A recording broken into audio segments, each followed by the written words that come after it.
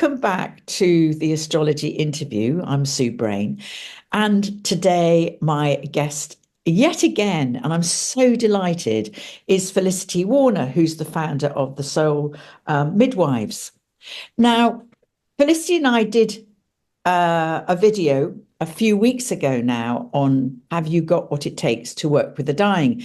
And the response to that has been so positive that we've decided to do two further videos looking at this one's going to be looking at astrology and the dying process. And then the following video, the third video, will be looking at astrology and the sacred oils to help us ease out of life. So, Felicity, I always never know what we're going to end up talking about, but we love talking about death and dying. That is Certainly for sure. do. So let's just talk about the dying process and how you visualize it. And I'm going to bring in what I understand to be kind of like an astrological process that's also going on. So let's start with that. Let's start with how you observe the dying process. Absolutely. It's great to be here again, Sue, as well. I've been looking forward to this. As you say, magic happens when we talk. And this is one of my favorite subjects. So here goes. Um, I I'm so pleased that you said straight away that dying is a process because it really, really is. And I work with a model of that whole process, and I'll strip that back in a minute. But before I do, I'll just say that dying is something that happens on all these different levels. You know, it is obviously a physical process, but also it's a spiritual process, and it's a psychospiritual and emotional process. Yeah. So when I'm working with people as a soul midwife, I'm really mindful of those three aspects rolling into the whole journey that the person is going on. And I can see immediately that there are connections with astrology as well. And so it's going to be really exciting to unpick this from both sides. But to start with, so this process, and this is part of our diagnostic approach as soul midwives, because when we know where somebody is at which part of the process they're in, then we know how best to soothe them and what therapies to use with them. And I'll explain how that works in a minute. But there is, before somebody even starts to begin that complete journey towards the end, I would say that the dying process consists of three archetypal stages. And so maybe we look at that first and then I'll unpick it further. Yeah.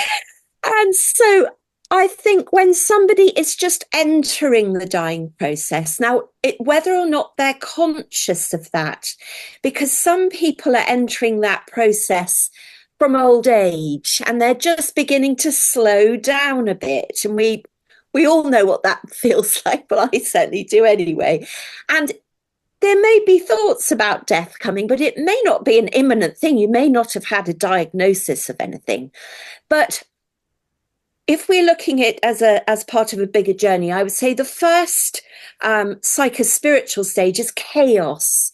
And I don't mean a chaotic sort of environment, but just the fact that things are fragmenting and starting to lose their form.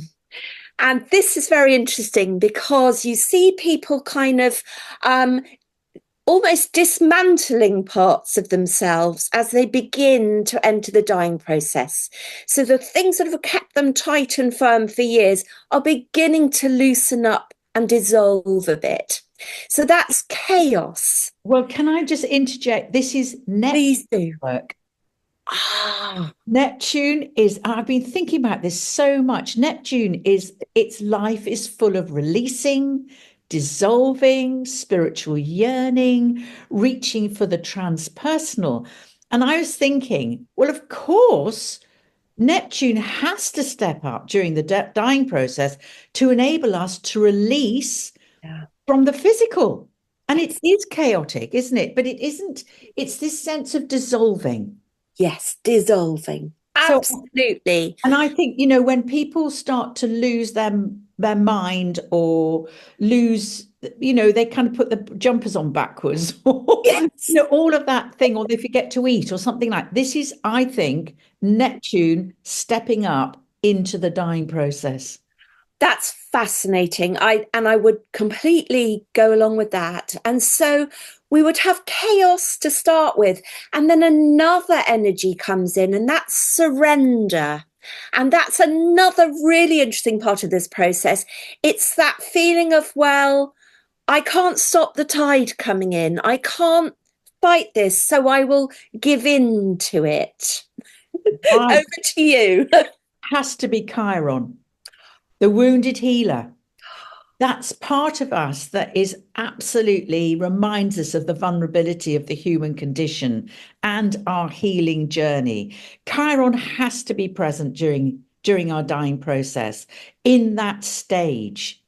It has to be because it's this sense of moving into something else. This Yes. and so many of the dying talk about having one foot in this world and one foot in another world, like they're straddling these worlds. And Chiron is the bridge between this world and the seen planets and the transpersonal planets. So, and I guess, I don't know, this is why I want to come back to you, that this is that when Chiron starts to step up, this is when we want to make amends or tell the secrets or whatever it is on the deathbed to prepare of the great letting go. Wow. Okay. So the next big archetypal energy that will come in is transcendence.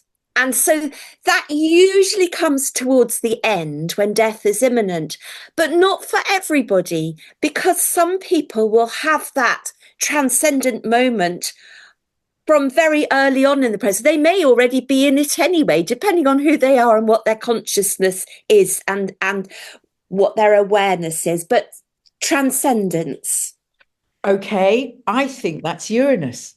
The higher aspect of Uranus is our connection with the divine, our sudden understandings, our sudden insights. It's this sense of the tipping point. Suddenly I see it. Suddenly I get the understanding. Suddenly I have a different relationship with where I'm going to where what I'm letting go of. I'm sure that's Uranus, the higher realm of Uranus, that spark of, I call it the spark of God. The spark of God. I love that. I'm going to borrow that if I may. Okay, so we've talked about those three overarching energies. But then let's drill down deeper and let's go into the next level in a way. And again, this is work that I'm so involved in and caring for the dying, and it's so fascinating how this works out.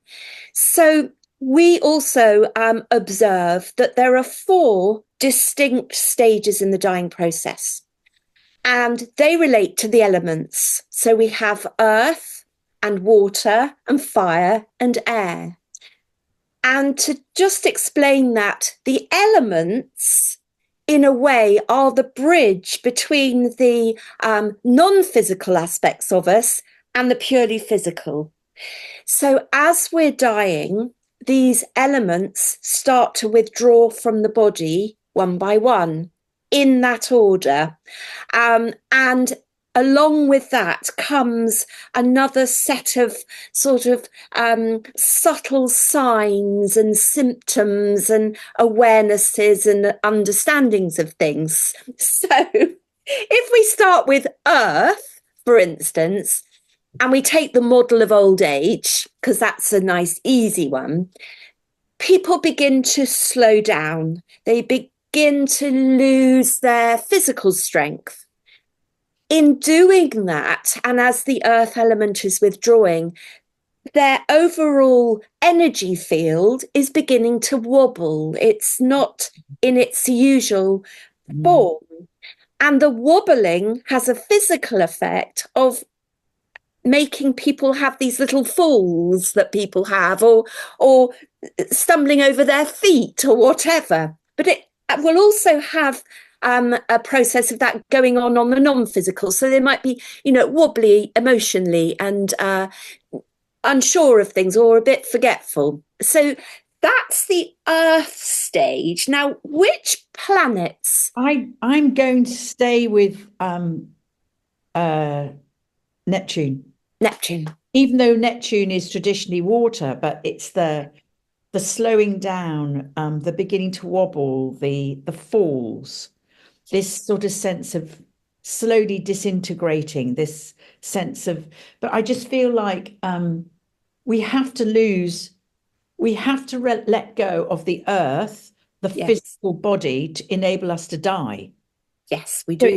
it's got to be part of the process. And how we're talking, I feel like all of the transpersonal planets are friends, if you like. One steps in and then the other steps in and they kind of do a dance. Anyway, carry on.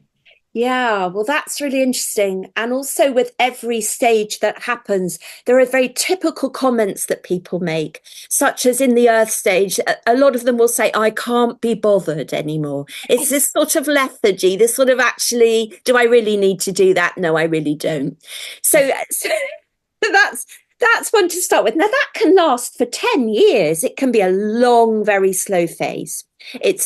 It doesn't have to be rapid. Although, if we have someone who is dying suddenly and quickly, there is some evidence, although hard to say where that is, in that people will still go through that stage, but they'll go through it quickly.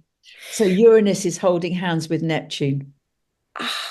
Uranus, the let's get it quick, Let's get it the quick. shocks, the that I'm doing it quickly. It's holding hands with Neptune, definitely. Brilliant. Well, This is metaphorically, it won't necessarily yes. be in the Yeah, chart. yeah. Metaphorically, Yeah, exactly. I'm with you. yeah. So the next stage that comes in is the water stage.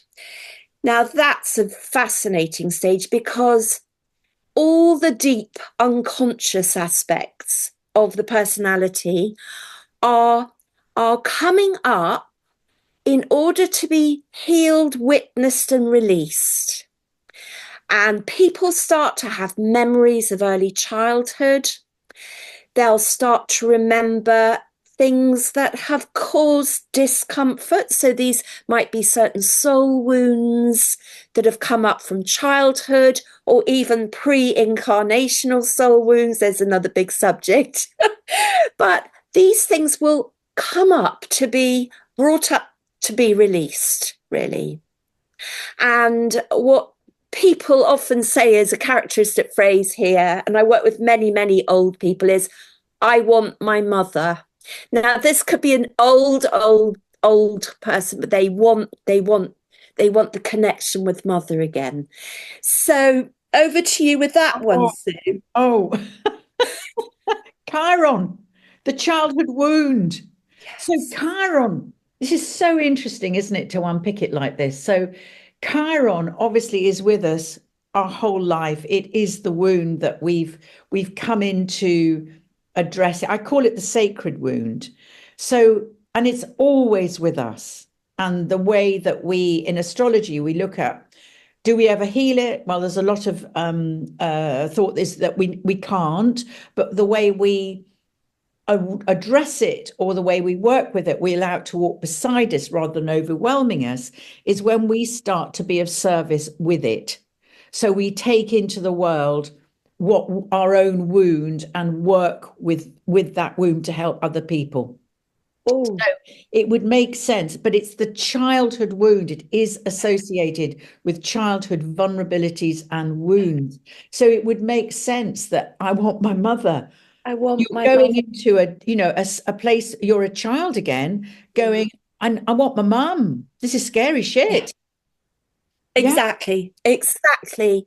Uh, Interesting. exactly. And it can be it can be a phase, the water phase of great healing and resolution. Yes. And that is one of the joys of the work I'm able to do, is to hold space for that, hopefully, and hold it, nurture it, and make it feel a safer place to be in. And of course, So that, healing is when you go into your wound and you own it.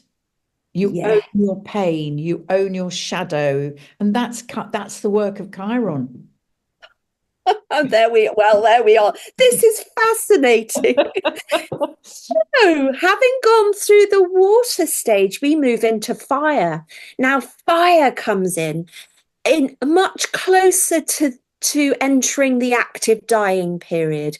So this is a fascinating time when people are hot, they're agitated, they're burning off all the dross that they don't need to be taking with them. And this is the time, Sue, when some people, very, very often this happens, they have deathbed visions. They see people, they have conversations. They are literally, the veils are so thin, and they are literally on the cusp of crossing that sacred threshold. But they're fiery, there's in it. And it's a very interesting phase, a much shorter phase than earth and water will have been. This is more like a sort of a temporary, almost like a sort of quick force that you move through. I've seen the longest I've seen is 10 days, and it was harrowing because the energy that is expended during that fire stage. But we might be just talking of hours when people are in that. Yeah. So, Well, for me, I think this is when Mercury, the psychopomp, stands up and comes into play because he's the messenger, isn't he? And is there a kind of sentence that would be a kind of generic sentence that goes with this phase? often people are becoming non-verbal, so it can be actions, plucking at bedclothes, restlessness.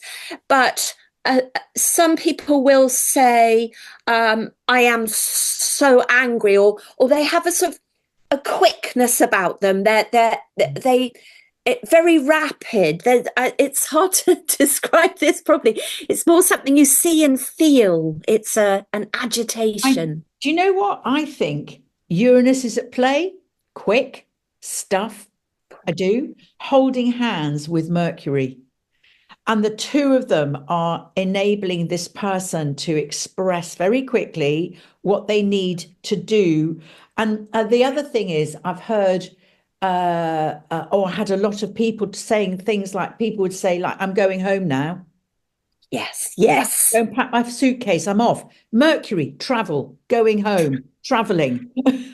I'm off. Yes, you're quite right. I didn't mention that, but often if we really go into this on another deeper level, people tend to have prophetic dreams or archetypal dreams that accompany these stages.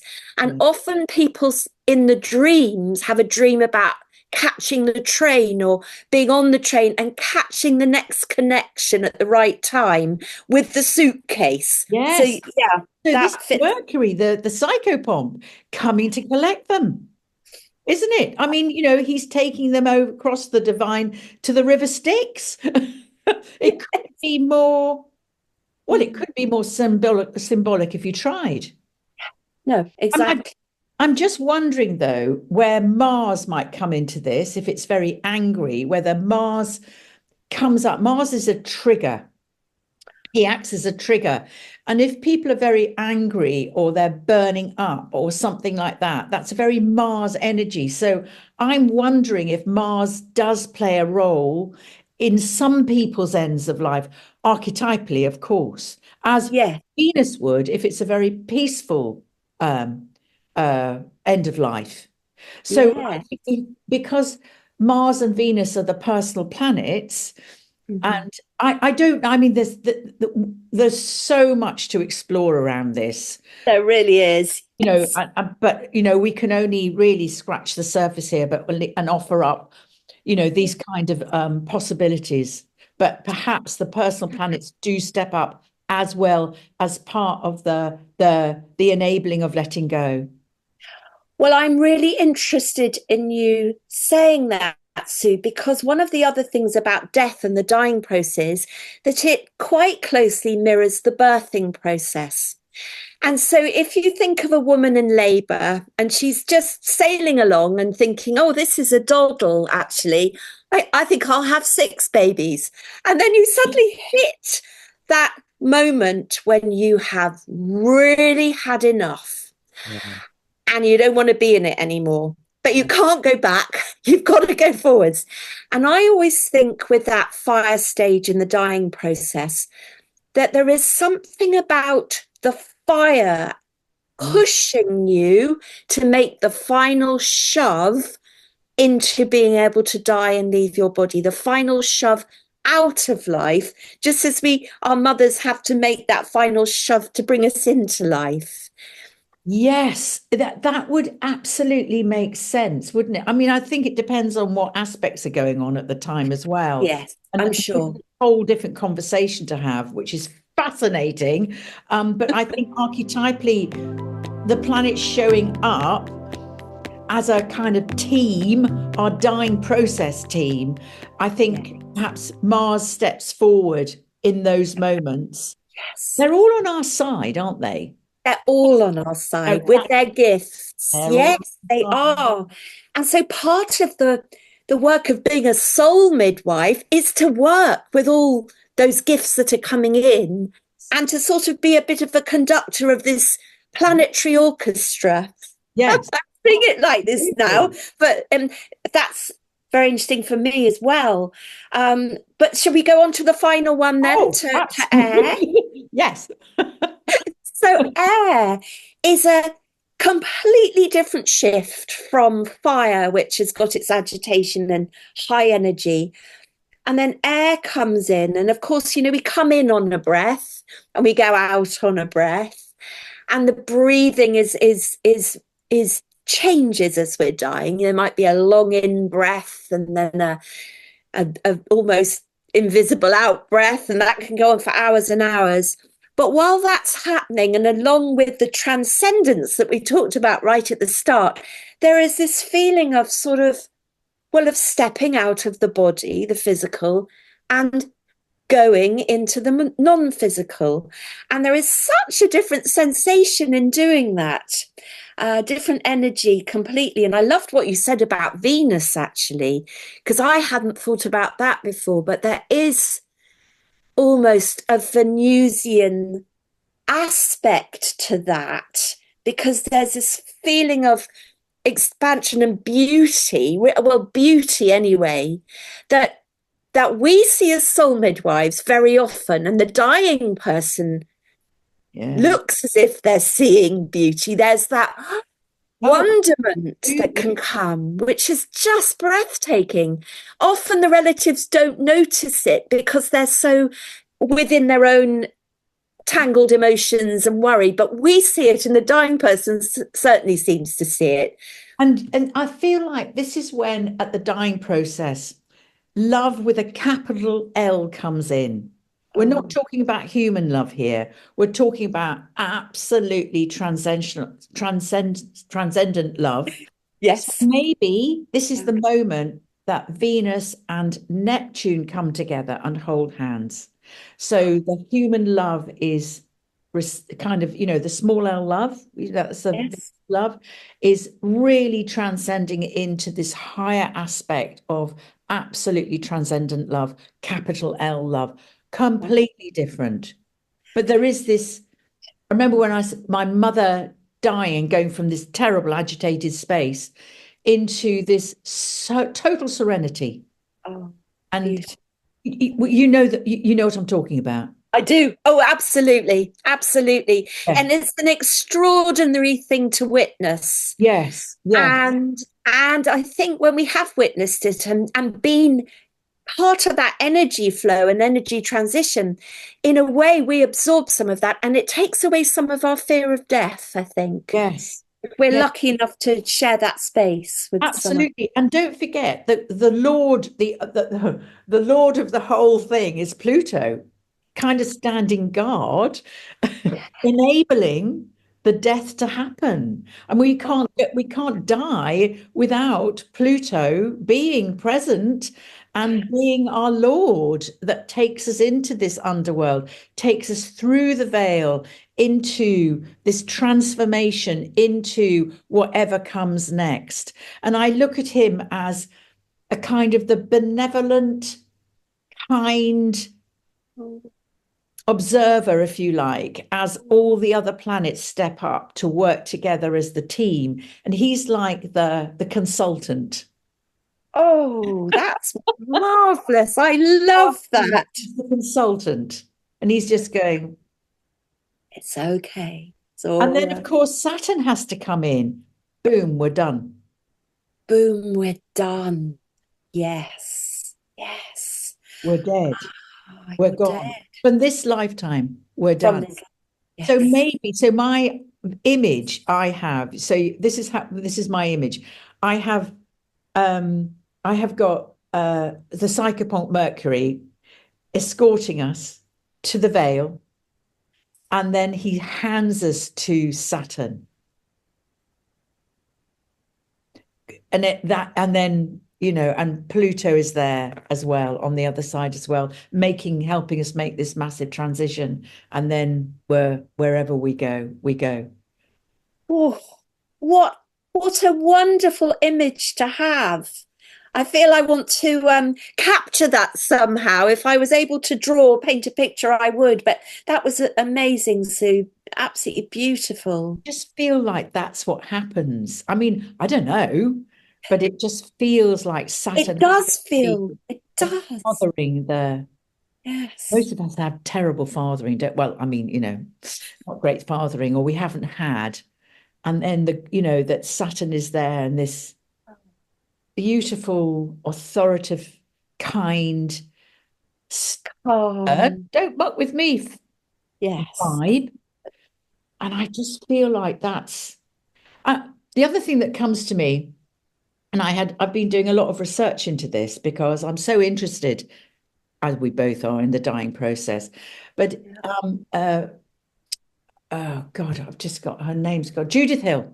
She's a medical astrologist. She must have been doing astrology for 60, 70 years. She's one of the original people that's kind of went into medical astrology. And she's written a book about or very interesting chapter in a book about death and how to forecast it. I don't like doing that myself.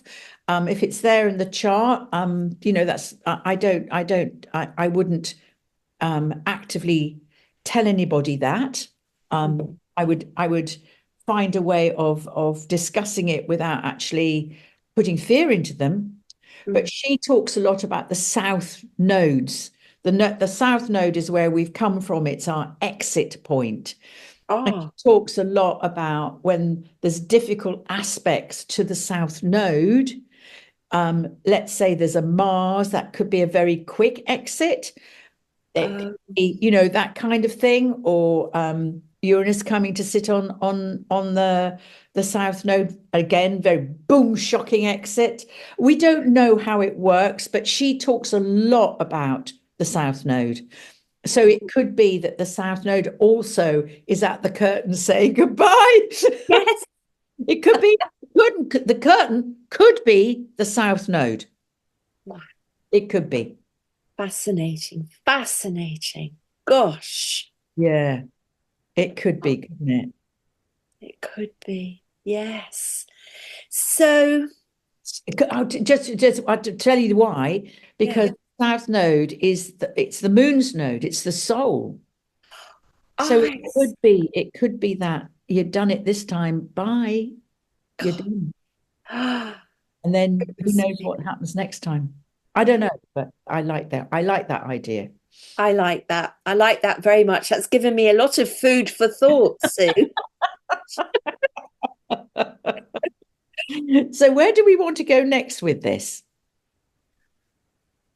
Good question. I mean, I'm very interested as well in how people people's sun signs, although that would be a bit too easy, affects their dying process, and that is another thing I'd love to look at more. So that when, for instance, I take on somebody to work with them, knowing what their birthday is, or if I knew what their chart had, that would possibly help in supporting them during the process. Well, it's very interesting because the four, so there's three, well, I think there's four houses associated with transition, endings, death. Obviously, the first one is the fourth house because it's on the IC, and that's always associated with beginnings and endings. And it's ruled it's the home, it's Cancer, it's ruled by the moon, the symbol of the soul. So it is a very soulful house, and it's to do with ancestry. So that's an interesting house to look at. Yeah. Obviously, the eighth house, because that is Pluto's house, and the house of survival, because Mars also rules it, and that's to do with life, death, transformation, understanding what non-attachment is all about. So I find that a really interesting house to look at. Some astrologers will say that it depends on the sign at the beginning of the eighth house, how you might die. So, for instance, if you had Cancer on the cusp of the eighth house, that's to do with, it's ruled by uh, the moon. It could be that you die at home.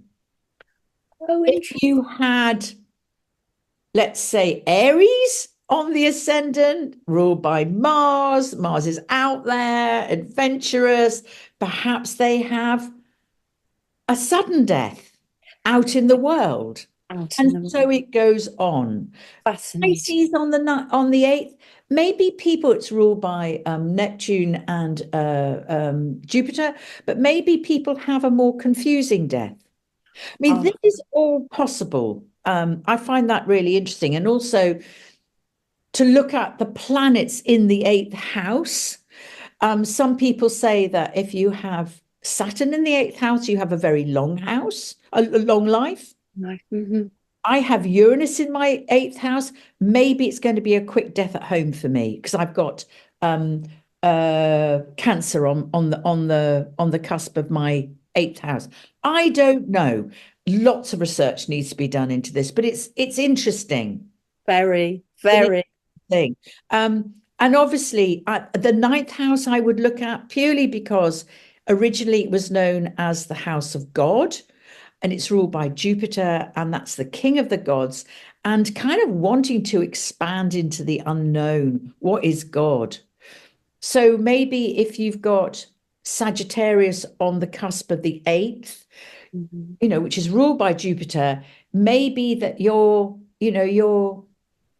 going to be really expanding into what death is all about for you, wanting to know the truth. What is your belief? You'd have a very strong belief system around it. Jupiter God. in the eighth house, you could want to work with death and dying. Ah, And yeah. we know about your Pluto in the 12th, Yeah. which is very connected with the collective. And then we have the 12th house, which is all about the release, karma, the collective. So, the universal unconscious. So that is a huge house of releasing, letting go. So everything is part of everything. It certainly is. It goes round and round, and we're Yes, all connected. Yes. yes, yes. Extraordinary. And I just feel that the astrological chart, if we allow ourselves to really studies it, we can put ourselves back in right relationship with our dying process. Oh, that's very profound. That is Okay. very profound. So Mm. we could use our chart as a master tool in guiding us and showing us what work needs to be done in order to die well, to Yeah. complete what it is that we came in to do. Yes. And then that will just ease the distress. Yes. And Oh, I think the other thing for me is that our chart, when we really tune into it at this depth, it puts us back in touch with Kairos time rather than Chronos time. I mean, Chronos time is, oh my God, we're the crazy, I'm so busy, I can't cope with life and the structures, and it's all got to be run by the clock. And Kairos time is about the time of the moment. It's this sense of being the transcendent. And I think Cronus time absolutely steps up during our dying process. I think it puts us back in touch with the moment.